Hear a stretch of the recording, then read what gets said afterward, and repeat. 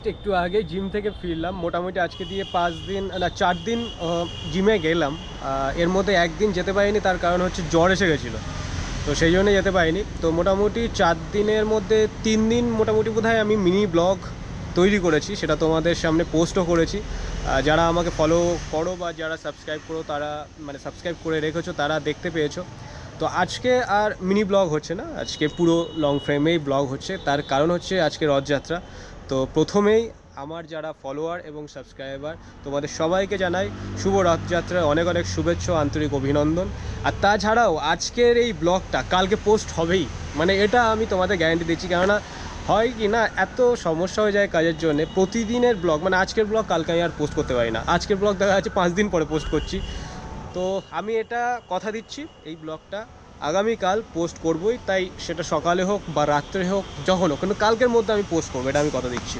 Hello everyone, welcome back to my channel. This is Krishanu. You are watching the Nature Storyline and I hope all of you are absolutely good and fine. তো আজকের ব্লগটা শেষ অবধি দেখো, কেননা আমাদের বাড়ির পরেই যে মাঠটা রয়েছে প্রতি বছরই ওখানেই রথযাত্রার ভীষণ বড় মেলা হয়। তো এবার পরপর টানা 10 দিন মেলা চলবে, মানে আজ থেকে শুরু হচ্ছে আর উল্টো রথে গিয়ে শেষ হবে। তো আজকে সোজা রথের রথযাত্রার যে অনুষ্ঠানটা সেটা সম্পূর্ণ এই ব্লগের মধ্যে থাকবে। তো তোমরা শেষ অবধি দেখো, যদি ভালো লাগে অবশ্যই লাইক কমেন্ট এবং শেয়ার করে দিও। আর আমার চ্যানেলে যদি নতুন এসে ভিডিও দেখছো তাহলে অবশ্যই চ্যানেলটাকে সাবস্ক্রাইব করে অল বেল নোটিফিকেশানটা অন করে দিও, তাহলে প্রত্যেকটা ভিডিওর আপডেট তোমরা পেয়ে যাবে। যদি বেল আইকন প্রেস না করো তাহলে কি হবে, আমি যখন ভিডিও পোস্ট করি অনেক সময় তোমরা নোটিফিকেশান পাবে না, ভিডিও মিস হয়ে যেতে পারে। এই জন্য বলছি বেল আইকনটাকে অবশ্যই প্রেস করে রেখে দেবে, যখনই কিছু পোস্ট হবে তোমরা আপডেটটা পেয়ে যাবে। আর এছাড়া তোমরা আমাকে ফেসবুক পেজ বা ইনস্টাগ্রামে ফলো করতে পারো, লিঙ্ক ডেসক্রিপশানে মেনশন করা আছে। আরও একটা খুব ভালো খবর দিই, যেটা হচ্ছে ইউটিউবে আমরা খুব তাড়াতাড়ি 4000-এর পরিবার হতে চলেছি। তো আমার শূন্যর থেকে শুরু করে এই 4000-এর জার্নিটা অনেক মেমোরেবল। আর যারা আমাকে সাপোর্ট করে এখনও রয়েছো, যার জন্যে আজকে 4000-এর পরিবার হতে চলেছি, তাদেরকে আরও একবার অনেক অনেক ধন্যবাদ। তবে খুব তাড়াতাড়ি 4000 হয়ে যাবে, কেননা আমার বোধহয় 3800 মতন সাবস্ক্রাইবার ইউটিউবে কমপ্লিট হয়েছে। ইনস্টাতে 32,000 হয়েছে। 32,000-এ বেশি ছিল ইনস্টাতে, কেননা মাঝখানে দেখছি হঠাৎ করে ফলোয়ার ব্যাক কমে যাচ্ছে, কেন জানি না। তো তোমাদের কাছে রিকোয়েস্ট করবো আমাকে ইনস্টাতেও একটু সাপোর্ট দিয়ে দাও, কেননা অ্যাকাউন্ট রিচ অনেকটা বেশি আছে কিন্তু ফলোয়ার হঠাৎ করে ডাউন হয়ে যাচ্ছে, কেন জানি না। তো তোমাদের কোনো যদি সাজেশান থাকে ইনস্টাতেও সেটা আমাকে কমেন্টে জানিয়ে দিও যে দাদা এরকম ধরনের ভিডিও করে দাও, তাহলে হয়তো রিচ হতে পারে। তো যারা ইউটিউবে সাবস্ক্রাইব করে রেখেছো তারা ইনস্টাতেও ফলো করে দিও, তাহলে খুব ভালো হবে, মানে সাপোর্টটা আরও জোরদার হবে। তো চলো শুরু করছি আজকের ব্লগ, দেখা যাক কেমন হয়। তো এখন একটু যাব বসিরহাটে, কয়েকটা কেনাকাটা আছে সেগুলো করে আসবো। আর এখান থেকে সাদা ফুলের ডাল কয়েকটা কেটেছি, কেটে ওই মাথায় বসিয়েছি। সাদা ফুল গাছ মানে টগর ফুল গাছ, এখান থেকে মোটামুটি 4টে ডাল বসিয়েছি। আর আজকে যখন মেলায় যাব ওখানে দেখবো কিছু ফুল গাছ বা গাছ পাওয়া যায় কিনা, সেটাও নেব। তো এখন যাচ্ছি বসিরহাটে। ওয়েদার তো এখন ঠিকঠাক আছে, কিন্তু জানি না শেষমেশ কী হবে ওয়েদারে। বসিরহাটে এসেই প্রথমে আমি এসেছি মোড় সুপার মার্কেটে, এখান থেকে কয়েকটা জিনিস কেনাকাটার ছিল, তো সেগুলো মোটামুটি কিনে ব্লিং করছি। পরে আমি এসেছি বসিরহাটে বাজার কলকাতাতে, রেগুলার কিছু ড্রেস শর্ট হয়ে গেছিলো, তো সেই ড্রেস কেনার জন্যই আসলাম। তো এসে দেখতে পাচ্ছি মোটামুটি সমস্ত ড্রেসের ওপরেই অফ চলছে, আর ওভারঅল 50%-এর উপরে ফ্ল্যাট অফ রয়েছে। তো সেই জন্য কয়েকটা জামা কাপড় মোটামুটি নিয়ে নিলাম, কিন্তু জামা কাপড় নিয়ে কপাল খারাপ, যেটা হচ্ছিল সকালবেলাতে যখন বসিরহাটে আসলাম তখন ওয়েদার কিন্তু পরিষ্কার ছিল, এখন চরম বৃষ্টি হচ্ছে। তার মধ্যে এখন প্রায় 3টে বেজে গেছে, আর 4টের মধ্যে রথ নিয়ে বার হতে হবে। জানি না ঠিক টাইমে পৌঁছাতে পারবো কিনা, তো বৃষ্টি থামলে তারপর বেরিয়ে যাবো। গত বছর রথ যখন ফুল দিয়ে সাজানো হচ্ছিল সেই সময় চলে এসেছিলাম, কিন্তু এবছর অনেকটা দেরি হয়ে গেল, কারণ বসিরহাট থেকে ফিরতেই প্রায় 3:30 বেজে গেছিলো। তো এবার একটু দেরি হয়ে গেল, এই জাস্ট একটু আগেই আসলাম। রথ সাজানো মোটামুটি কমপ্লিট হয়ে গেছে, সবাই মিলে এখন আমরা রথ নিয়ে বেরোবো। তো আমরা জেনারেলি রথ নিয়ে যাই আটুরিয়া বাজার অবধি, আটুরিয়া বাজার থেকে ঘুরিয়ে এসে আবার ষষ্ঠীতলা মাঠের পাশে মায়ের মন্দির আছে, মায়ের মন্দিরের উল্টো দিকে জগন্নাথ দেবের রথকে ওখানে রাখা হয়।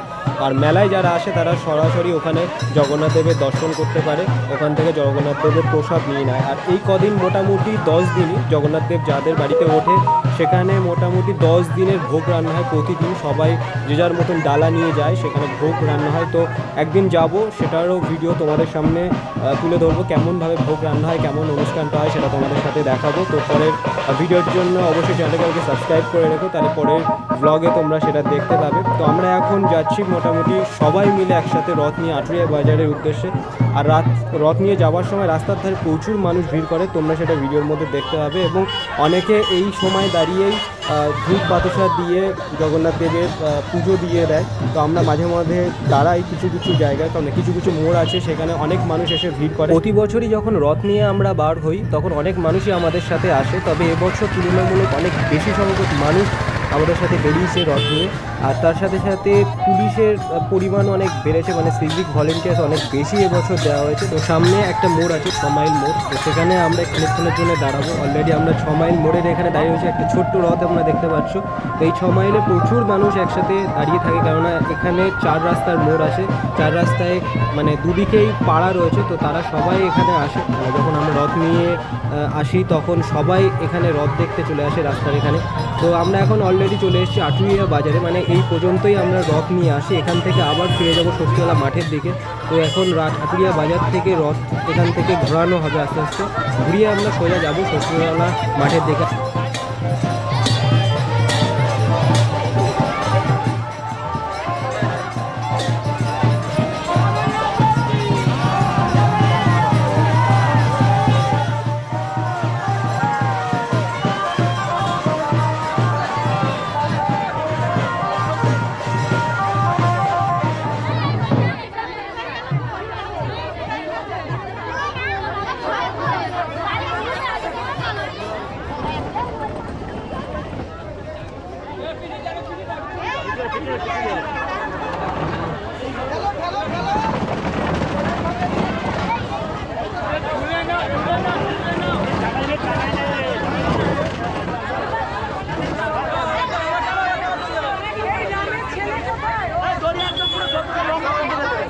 লম্বা দড়ি লম্বা লম্বা লম্বা বাচ্চা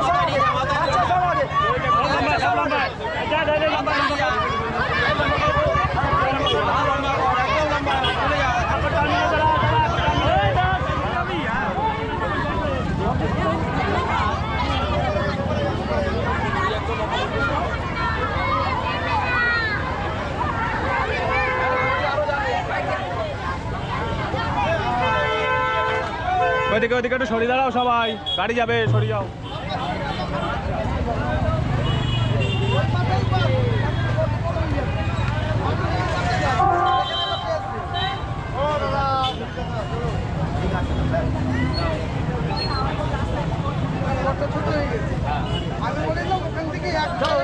একদম সোজা করো।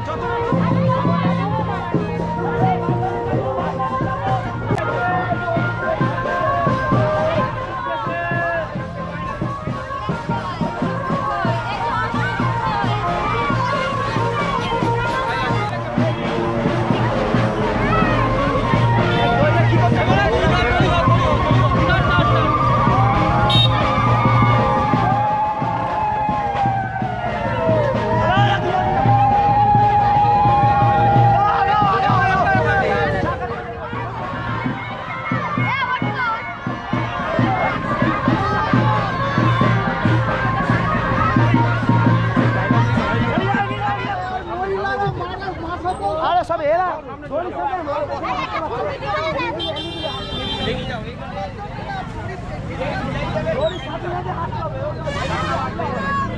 ভেতরে ঢোকো, ভেতরে ঢোকো, ভেতরে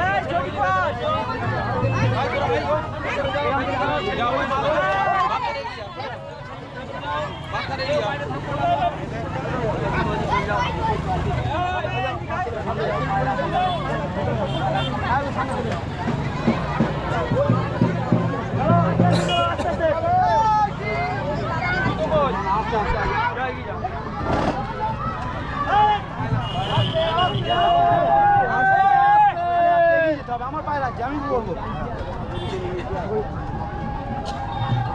গড়গড় করতাম, গড়গড় করতাম, আস্তে আস্তে আস্তে ওই জায়গাটা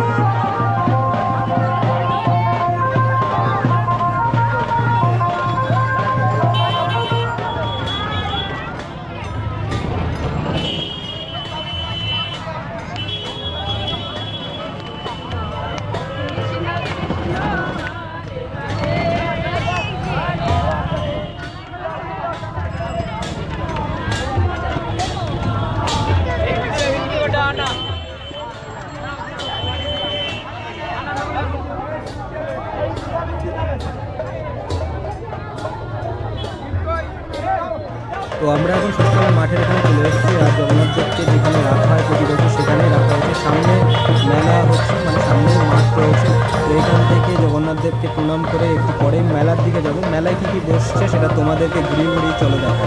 তো এখানে রাস্তার ধার দিয়ে প্রচুর ফুল গাছের দোকান বসেছে। প্রতি বছরই ওরা এই জায়গাটাতেই বসে। এই সামনে প্রাইমারি স্কুল আছে, প্রাইমারি স্কুলের সামনেই ফুল গাছের দোকানগুলো বসে। তো এবার চলো মেলার ভিতরে ঢুকিয়ে দেখতে পাচ্ছ এখানে ব্যানার রয়েছে। টোটাল 10 দিনের জন্য এবার মেলা হচ্ছে। এটা একটা শেডের পরেই এখান থেকেই টোটাল আমাদের মাঠ জুড়ে মোটামুটি মেলা বসেছে, প্রচুর স্টল বসেছে। আর এই দিয়ে পরপর 3-4 বছরই একজনকে কন্ট্যাক্ট দেওয়া হয় মেলার।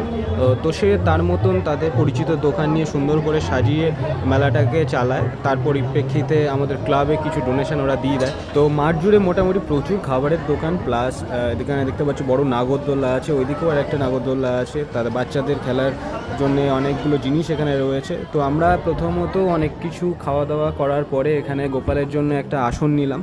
আগের বছর আমি একটা আসন নিয়েছিলাম। তারপরে বাড়ি যাওয়ার আগে একটু কুলফি মালাই এখানে ঢুম আনলাম, কুলফি মালাই খেয়ে বাড়ি ফিরবো। তো কীরকমভাবে কুলফি মালাই বানাচ্ছে সেটা তোমাদের দেখাচ্ছি। তোমরা নিশ্চয়ই এরকম কুলফি মালাই খেয়েছো, দেখেছো। তবে আমি আমার লাইফে প্রথমবার এটাকে টেস্ট করব। যাই হোক, এটা খেয়ে বাড়ি ফিরবো। তার সাথে সাথে আজকের ব্লগ শেষ করলাম। দেখা হচ্ছে নেক্সট ব্লগে। See you soon guys, take care, tata, good night.